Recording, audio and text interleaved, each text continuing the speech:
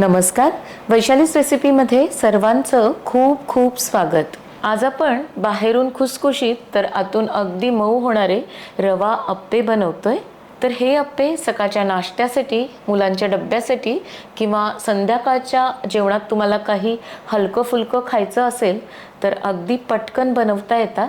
चला तर मग आता लगेच रेसिपीला सुरुवात करूया।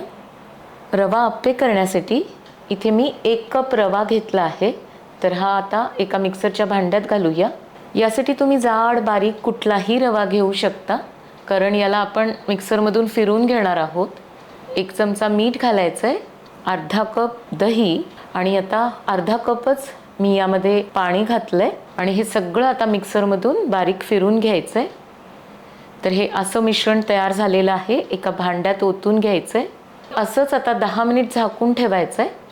तर तोपर्यंत आपण चटणी बनवून घेऊया। चटणी बनवेपर्यंत हा रवा छान भिजतो। चटणी करण्यासाठी इथे मी एक मोठा टोमॅटो घेऊन त्याला चिरून घेतलं होतं आणि पाव वाटी शेंगदाणे घेतले आहेत। तर हे शेंगदाणे मी भाजून त्याचं हलकंसं साल काढून घेतलंय। थोड्याशा मिरच्या घालायच्या आहेत, चवीनुसार मीठ घालूया आणि आता पाणी घालून या चटणीला मिक्सरमधून बारीक फिरवून घ्यायचंय। तर टोमॅटो घातल्यामुळे या चटणीला हलकासा आंबूसपणा येतो आणि खायला एकदम टेस्टी लागते। ही अशी सुद्धा तुम्ही खाऊ शकता, पण मी यावरून एक फोडणी घालणार आहे। तर त्यासाठी इथे तेल गरम करून घेतलंय। अर्धा चमचा जिरे घालायचे आणि 2 लाल मिरच्या म्हणजे सुक्या लाल मिरच्या हाताने तोडून घेतल्या होत्या। तर आपली झटपट टोमॅटो आणि शेंगदाण्याची चटणी इथे तयार आहे।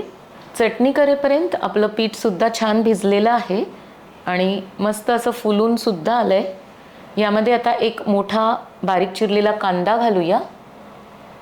3 ते 4 हिरव्या मिरच्या मी अगदी बारीक चिरून घेतल्या होत्या, त्या घालायच्या आहेत आणि सगळं चांगलं मिक्स करून घ्यायचं आहे।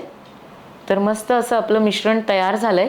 फार पातळ ठेवायचं नाही, अशीच याची कन्सिस्टन्सी ठेवायची आहे।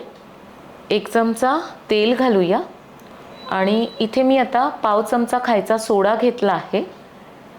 एकाच डायरेक्शनमध्ये आता सगळं फेटून घ्यायचं आहे। सोड्याच्या ऐवजी तुम्ही अर्धा चमचा इनो सुद्धा घालू शकता। हे अप्पे आपण इन्स्टंट बनवतोय, त्यामुळे सोडा घालणं गरजेचं आहे।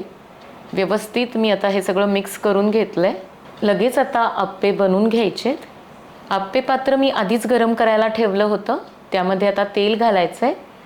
तेल व्यवस्थित सगळीकडे लावून घेतलंय। आता पळीने यामध्ये पीठ सोडायचं आहे आणि थोडं भरूनच सोडायचं, म्हणजे अप्पे छान फुलून येतात।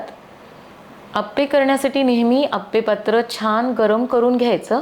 जर आपण व्यवस्थित याला गरम केलं नाही तर मग अप्पे पात्राला चिकटतात।